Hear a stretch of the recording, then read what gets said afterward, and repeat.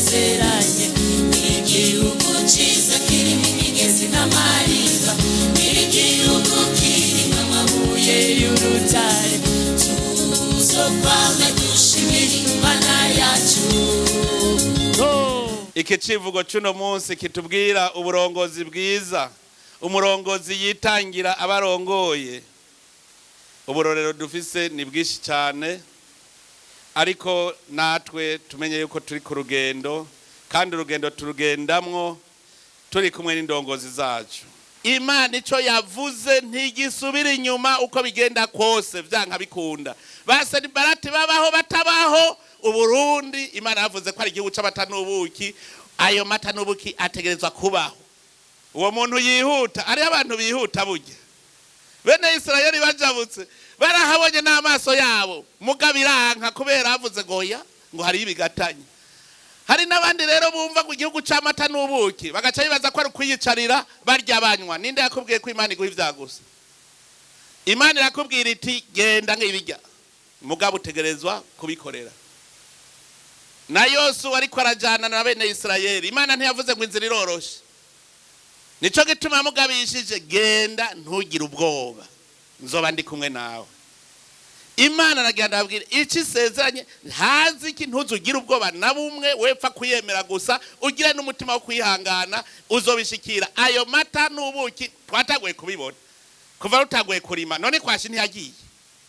Enoye mwari muza amata no kuvuga icyubuki no kuvuga iki. Bene Israeli Imana yabwiye ati ndabajanye mu gihugu c'amata n'ubuki, kimeze neza kirimo amazi, mugabo ntiyavuze ngo muzoshika murya mwicaye, kuko n'Imana iravuga iti nimwamara gushikayo, nimwamara kurima mukimbura, ibigega bikuzura, nimwamara kubaka amazu meza meza, nimwe ibitungwa vyanyu bito bito, nimwamara korora ibitungwa vyanyu bito bito n'ibitungwa byanyu binini binini bikarondoka, muze muheze murye muhage, mugabo ntimwibagire Imana. Yavuze ngo muzosanga byose bihari, yavuze ngo muzosanga byeze. Nimwamara ntiyavuze ngo muzosanga amazu yuzuye, muzosanga indya zeze, muzosanga ibitungwa vyarondotse. Oya, nimwamara gushikayo mugatangura mukarima mukimbura, ibitungwa vyanyu bikarondoka, mukaronka amahera ku mufuko yo kubaka amazu.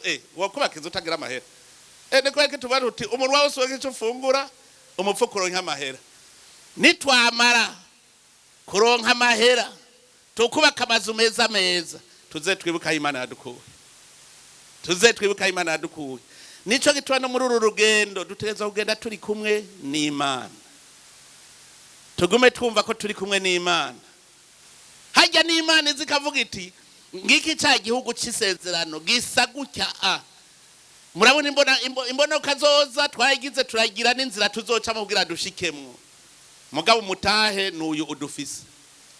None nkobo mwosigura ibi bintu ugwaruka gwataguye kwimba ubutare, none ntibwari buhari. Imana zirakubwira ngo buharamuki wiki, haramuki wiki, haramuki wiki.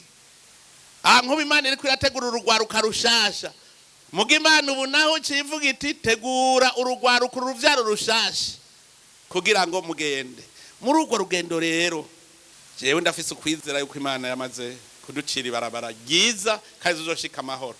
Mugabo birashoboka ko tutoshikayo ari twe twiyononeye, birashoboka twiyononeye, birashoboka. Aha twame tugavye tuhagabire, twamaze kuhabona. Uri mu nzira uri kuragenda, ibitsitaza ni vyinshi, indongozi ibitsitaza muzohura ni vyinshi, kubera twese Abarundi twemeye yuko turi umwe imbere y'Imana, icikora icitubohanya twese tukabumwe. Erega Imana niye twungira ubumwe, nta buhinga bwa neva buriho. Batangarira igihugu c'Uburundi vyerekana ko Imana ibirimwo. Nico gituma ikiciza tutokirekura, kuko nico kizotuma tubandanya urugendo igihugu gitera imbere. Amata azarimwo, ubuki burimwo, tumaze guhonja.